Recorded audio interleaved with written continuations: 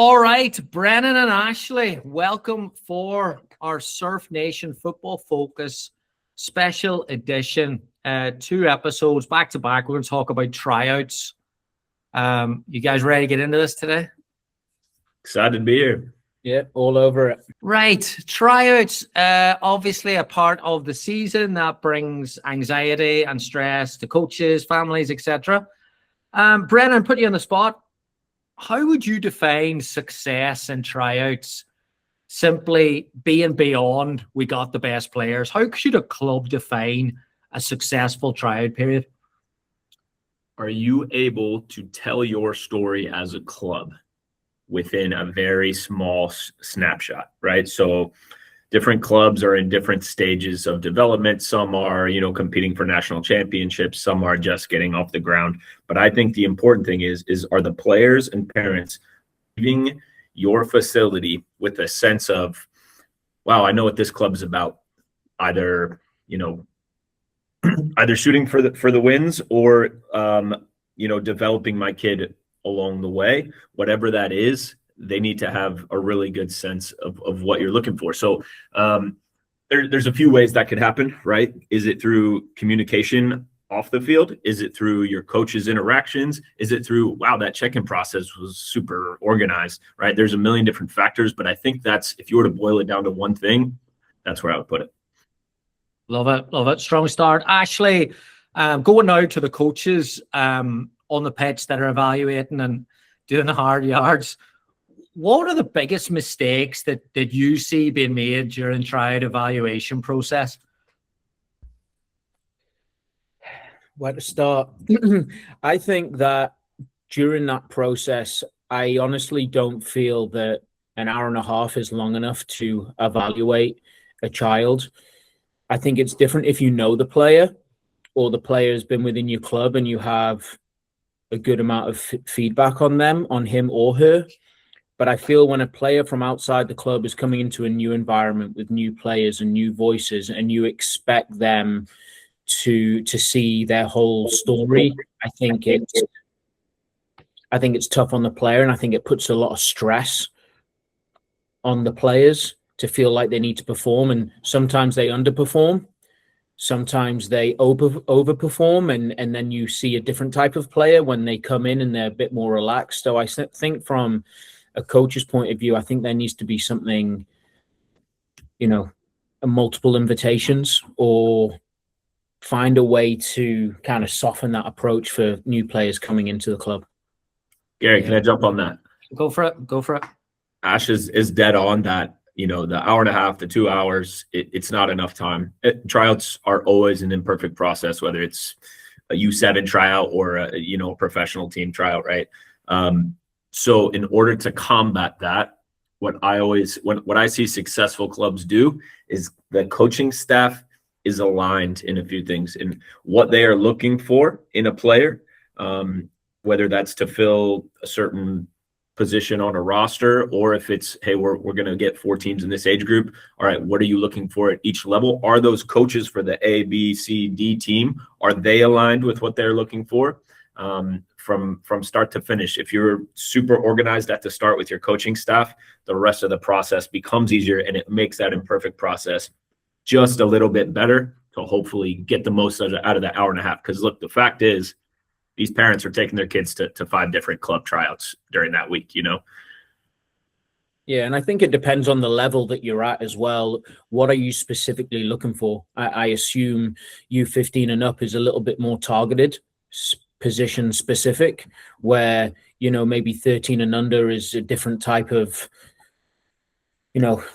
player that you're looking for. So I think the coaches being on the same wavelength, or the clubs being on the same wavelength of what they're looking for in the specifics, is super important. Yeah, that multiple opportunities to see them play kind of might answer my next one, which is about this. I had this written down.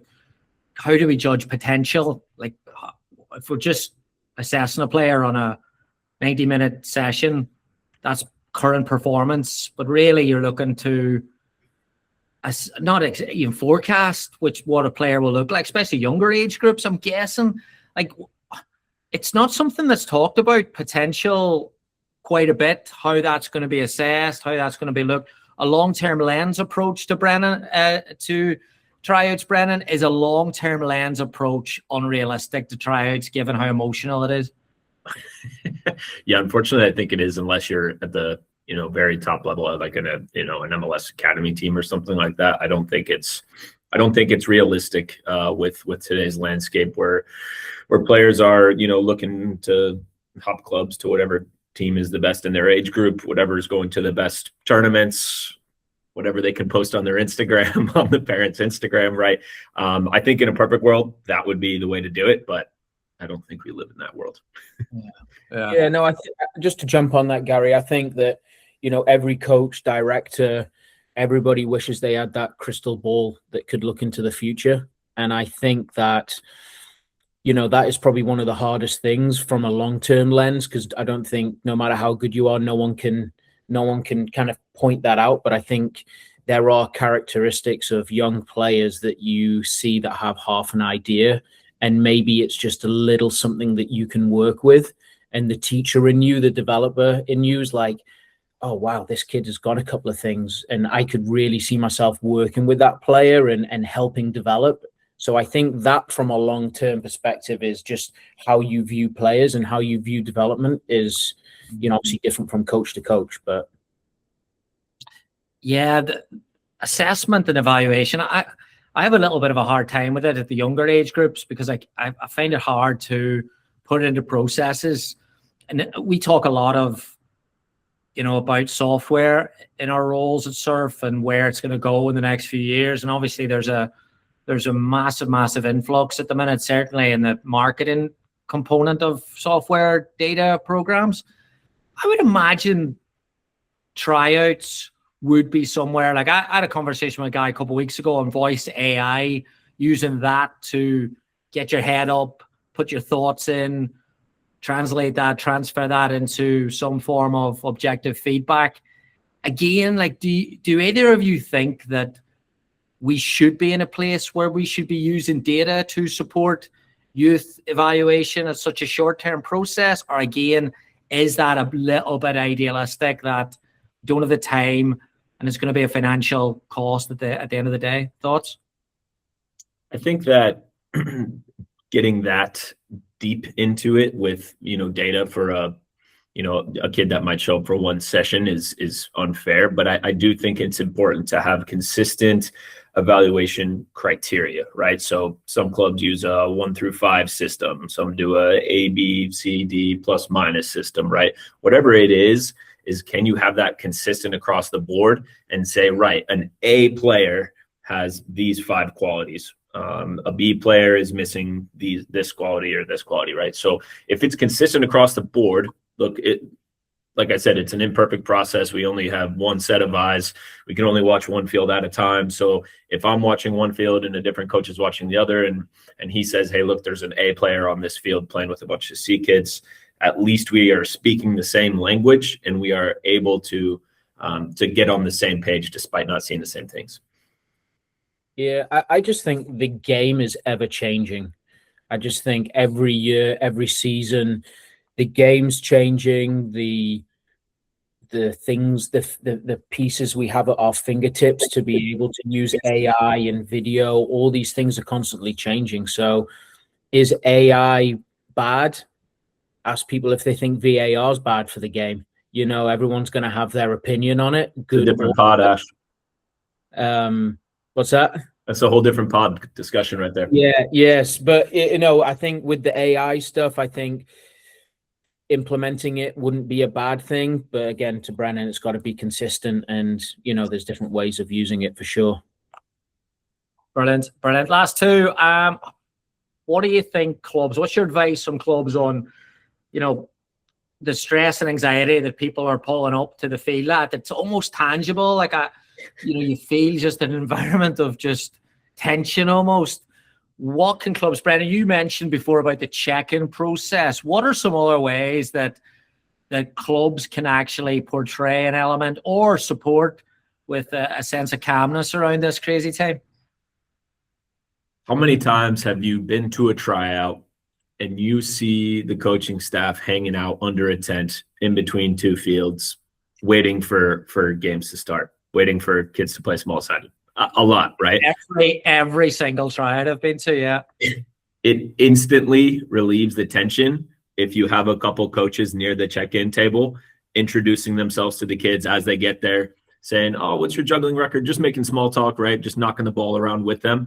It makes everybody feel at ease, and it also shows the human side of your club, and hopefully those coaches are putting themselves in the shop window well. The parents are watching every single word you say and action you take near their kid.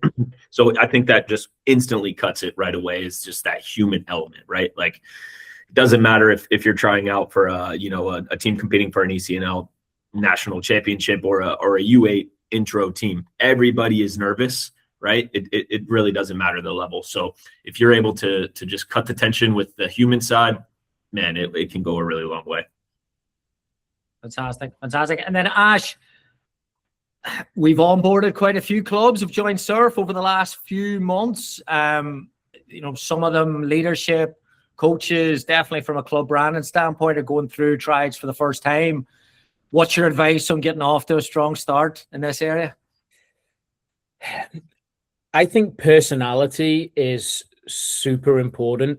And when people are looking in your shop window for the first time, they want to have something that I think is memorable, something that is going to give you a good experience, somebody who's going to be personable with them and not just look at them like they're just another number on a check-in sheet. So I think those things are super important, good first impressions, and being able to show a story and tell a story of your club and where you are and what you're doing, why you're doing it, I think are super, super key points when you're running tryouts.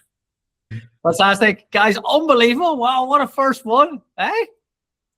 Top class. Thanks for jumping on. Cheers, guys. Beautiful.